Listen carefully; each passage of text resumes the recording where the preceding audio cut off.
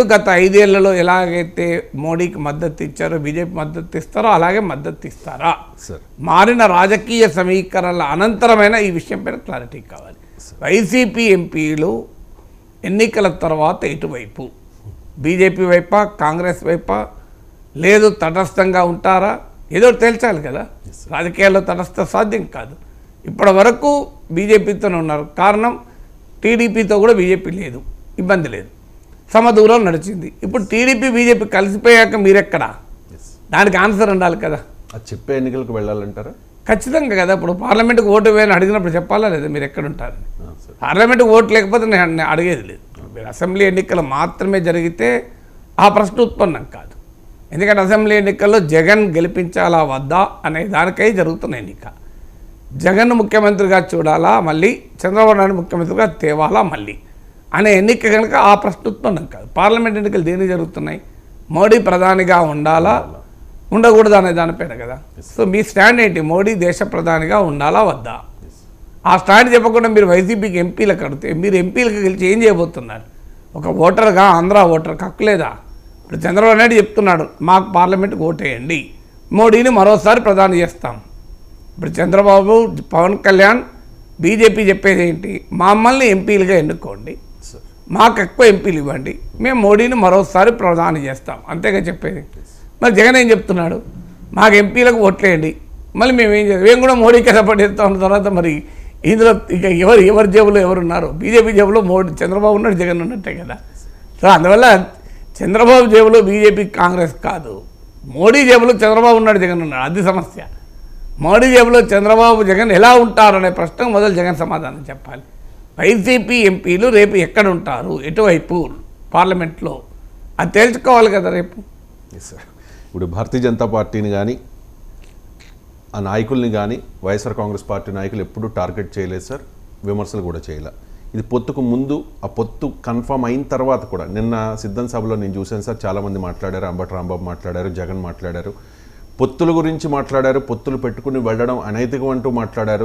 సింహం సింగల్గా వెళుతుంది, మీరంతా కలిసి వచ్చినా ఏం చేయలేరంటూ మాట్లాడారు. కానీ భారతీయ జనతా పార్టీ పేరే ప్రస్తావించలేదు సార్ అసలు.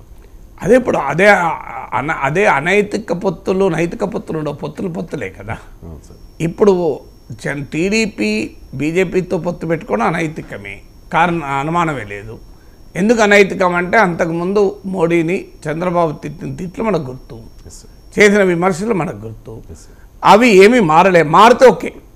అప్పుడు విమర్శల తర్వాత మనసు మార్చుకొని మోడీ ఆంధ్రప్రదేశ్కు బాగా చేస్తే తప్పేం లేదు, పొత్తు పెట్టుకుంటే. కానీ ఆ పొత్తు అలాంటిది ఏమీ జరగలే. కానీ అసలైన అనైతికం ఏంటంటే బీజేపీతో వైసీపీ వైఖరి ఏంటి అనేది ఇప్పుడు ప్రశ్న కదా.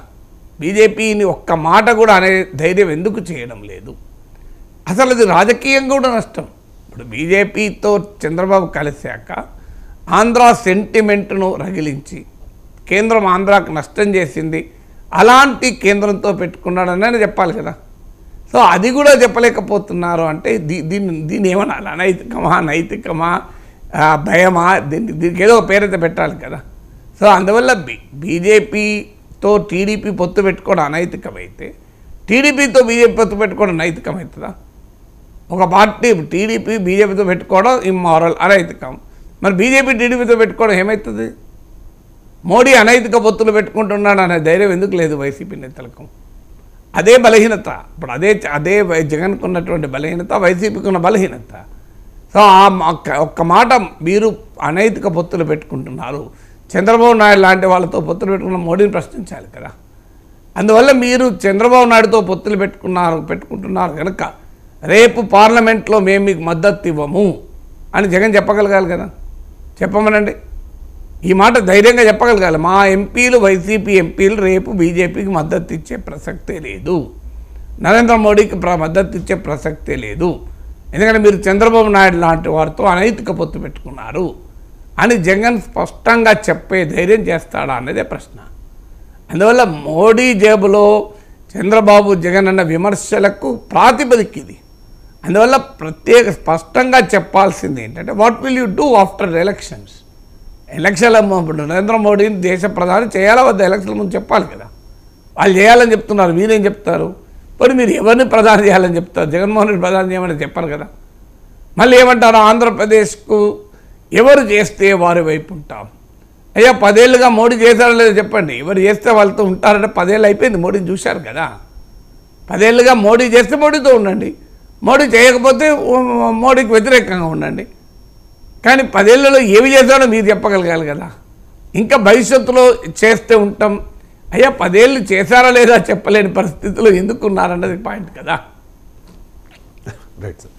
పవన్ కళ్యాణ్ ఎంపీగా పోటీ చేయబోతూ ఉన్నారనే ప్రచారం జరుగుతోంది సార్.